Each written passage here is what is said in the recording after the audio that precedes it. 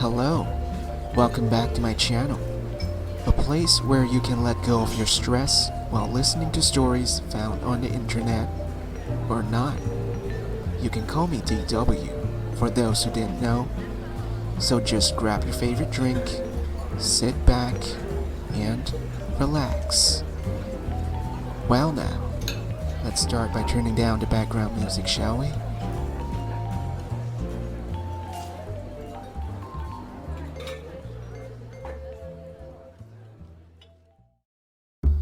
The story I will be reading today is titled, I Was Invited to a Murderer's Dinner Party. This is part 1 of a 7-part story, and the story starts now. Part 1. The Node Knows. Before I begin, I want to make one thing absolutely clear.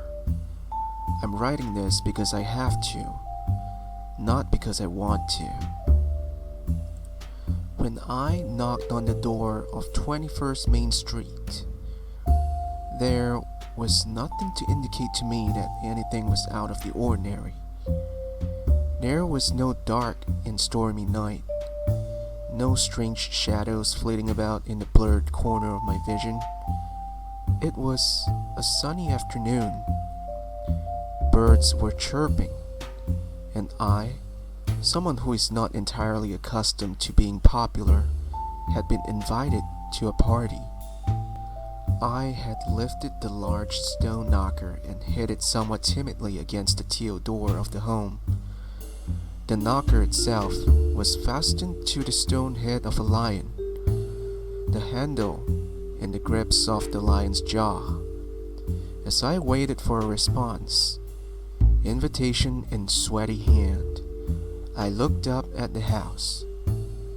It had a large, flat front, but much of it was invisible behind the thick green ivy that climbed up its surface. But I suppose the owner had his reasons for leaving the house the way it was, and I thought I myself might know some of those reasons. You see, the owner of the house, the one that invited me to his party, it was Frank McKinley, but more on him later. I was still admiring all the greenery when the heavy door suddenly opened, revealing the tall, gaunt figure of an elderly man in what can only be described as an old servant's uniform. There was an odd moment where we both looked at each other silently. It was the physical equivalent of someone picking up the phone and not saying hello. I began hesitantly. I'm here for the party? The old man still said nothing, just looked at the invitation clenched in my hand, the camera bag on my shoulder, then back at me. He then opened the door a bit wider and stepped back. I took this as permission and entered the house.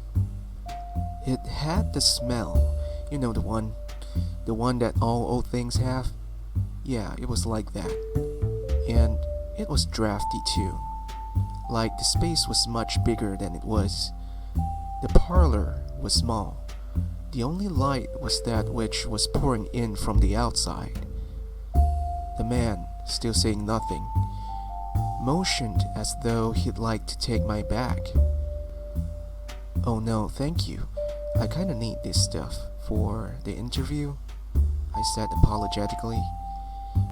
He gave me what could only be described as a scowl. The others are in there. His voice was gruff, like crushed leaves underfoot, and his slightly shaking hand pointed to the doorway to my left. Dave already started. You're late. I know, I started. Traffic, but the old man had already shuffled away.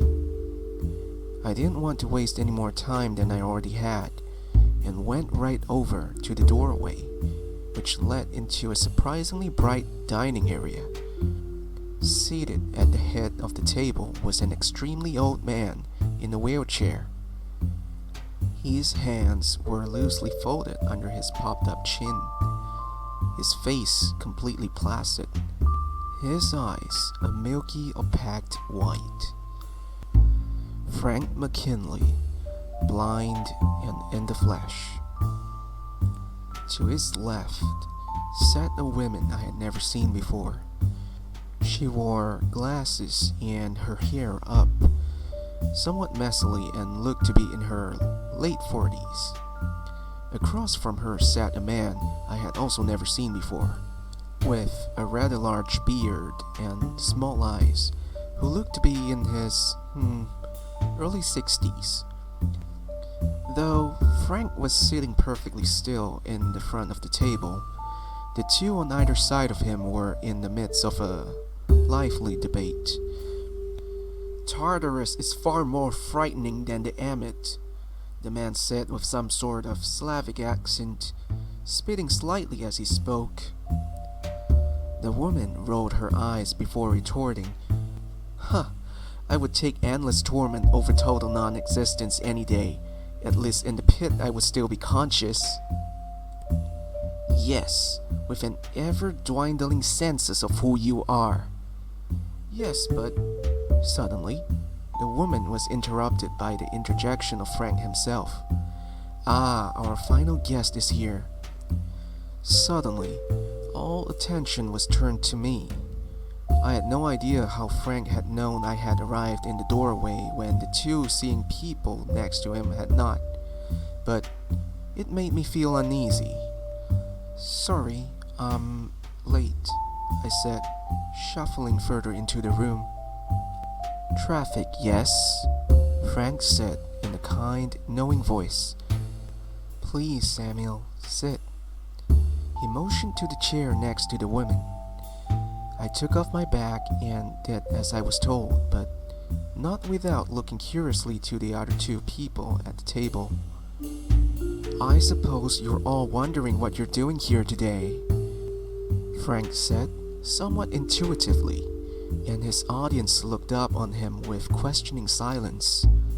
"Alexander Bazarov," he said suddenly, and the bearded man to his right gave a slight start. "Please, sir," the man added politely, "you may call me Sasha." "Sasha, then," Frank said, with equal politeness. "Renowned professor of philosophy. I read your dissertation in Greco-Roman notions of knowledge. Very impressive work." The bearded man nodded slightly. "Thank you, sir." "Angela Reid," Frank continued. The woman next to me sat up a bit straighter. A veteran historian and expert Egyptologist, fresh back from another trip to Giza. Have we not found all there is to find there? The woman, Dr. Reid, gave a small chuckle. "There's always more out there. You just have to be willing to search for it." "Right you are," Frank said. "The two of you are here because I'm in desperate need of stimulating conversation and of a good meal. I've been almost entirely alone for quite some time now. Rufus, as you may have guessed, isn't the most talkative company." He motioned to his right, and I was as startled to see the same creepy man who had opened the door was lurking in the doorway watching. "So I thank you both for coming." "And you, Mr. Singer?" It was my turn to squirm in my seat, though Frank hadn't turned to look at neither the man nor the woman when he had introduced them. He stared straight ahead with the sightless eyes when he spoke to me. It looked as though he was making eye contact, and I had to convince myself otherwise. "You are my scribe. You record the events of Frank McKinley's first contact with members of the outside world in 35 years, and in exchange, you get a story for your paper. Inside the home of the Habitsville Hermit. It practically sells itself." He paused then, with a slight smile, and I felt pressured to respond. Thank you for the opportunity, sir. You are someone the public would be highly interested to hear from. I'm glad that they might find me entertaining, he replied with the same smile, but I sensed there might be some hardness behind it, and my palms grew sweaty at the notion that I may have said something wrong. Rufus, the old man said suddenly, though the shape in the doorway gave no movement of surprise. How close are we until dinner? About 20 minutes, sir, Rufus replied in the same rough tones he had used with me before. Perfect, Frank said. Dr. Reid, Stasha, I would greatly appreciate hearing more about your recent academic findings and travels. Of course, Dr. Reid answered, and Sasha nodded. Then, realizing the blind old man could see nothing he was doing, also audibly agreed. Of course, he echoed. And Samuel? Yes? Feel free to look about the house, Frank said amiably. Take some pictures with that camera of yours. They say as much can be said about the man as can be said about his home. See what mine says about me. I like that, Mr. McKinley. Thank you. I got up, putting the strap of my camera bag back around my chest. Just be back in time for dinner, the old man added, as I exited the dining room and back into the cold, drafty air of the parlor. I left my bag here and began putting the lens on my camera. I tried not to be offended that Frank had essentially sent me away, like a kid being kicked out of the adult table at Thanksgiving. Nothing sounded more interesting to me than a dinner party with a murder. But more on that later. Still, I was excited to explore the house alone, free to snoop as I pleased, and a little surprised. I imagined the only type of person who would allow a stranger to have free reign over their home with a camera is one who has nothing to hide. And that wasn't what I had expected from Frank McKinley. Although what I found was almost as interesting as the man himself. I started in the backyard. I wanted to get a few shots of the outside before dusk came and the darker lighting masked any of the odd details I was to find out there. And find them I did. The yard was not exactly well kept, though I doubt Frank had any sort of ability to do any sort of landscaping.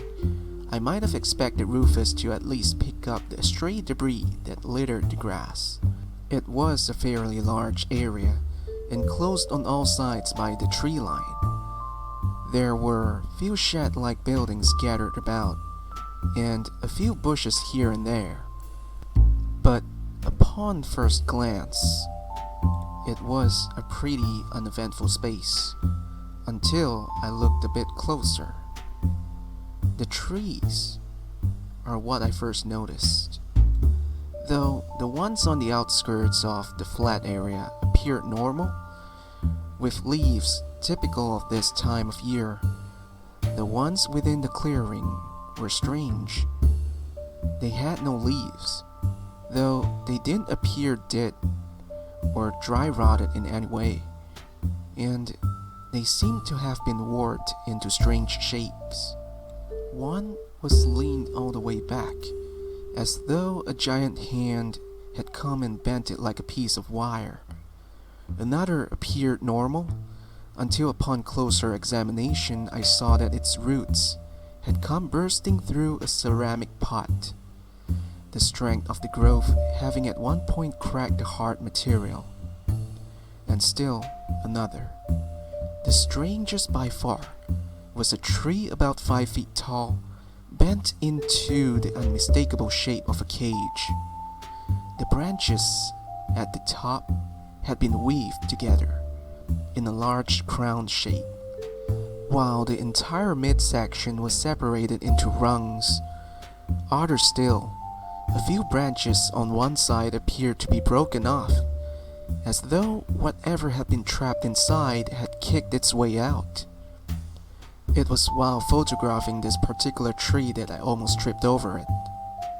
After stumbling, I took my eye from my camera's viewfinder to look at what was protruding from the ground.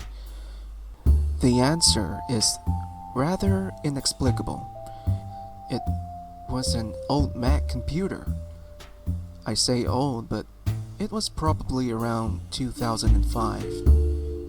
It had been placed, or perhaps thrown, on the ground, and thick branches were growing out of the back.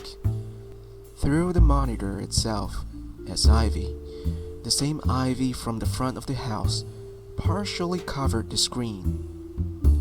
I have little idea as to what events could have led up to this computer ending up where it did, but I did know that this, in combination with the trees and the history of the house and its owner, made me a little on edge. Still, my growing uneasiness didn't stop me from approaching what I saw directly across from the computer in the dirt. It was what was left of some sort of outdoor fireplace, though half of the brick had crumbled away. Inside, where once firewood could have been piled, lay only dead leaves and a handful of books, novels. I could see by the small amount of text visible through the dirt, and on top of the bricks, balanced on the edge, were two binders. Water damaged as they were, I could still flip through them and recognize what they were. A hand-typed computer manual, no doubt bound together by its author. Though I turned a few pages to determine exactly what the makeshift book was, I ultimately left it open to the same page I had found it turned to. A page of information with technical vocabulary I was unfamiliar with, and then towards the bottom, a heading: The Node Knows. What had been happening in this yard, and when? Had it been Frank McKinley? Blind and crippled as he was, who was responsible for this strangeness? Could it be Rufus, taking advantage of his employer's impaired state to use his property as his own personal dumping ground? Or was this something different entirely? In total, I had only been outside for around 10 minutes. With 10 minutes left of my free reign of the house, I decided to check out as much of the interior as I could. I turned back towards the house, but stopped immediately in my tracks. Standing perfectly still in the doorway was Rufus. He said nothing, just stared at me. His eyes, I believe, were saying something. I just couldn't quite understand what. Now looking back, I know what they were saying. They were telling me to leave, to go, but they had that slightly sad, pitying look that betrayed what he already knew. It was already too late. Things were already in motion. I cannot stress enough that what I say here is true. As a reporter, it is my journalistic responsibility to only tell stories that actually happened, no matter what form I have to resort to using. Though, I admit some names have been changed here for personal privacy reasons, the events remain true, and as you'll come to find out, that's what makes them all the more interesting. Next time, the rest of the house, then back to dinner. So, that's the end of part 1.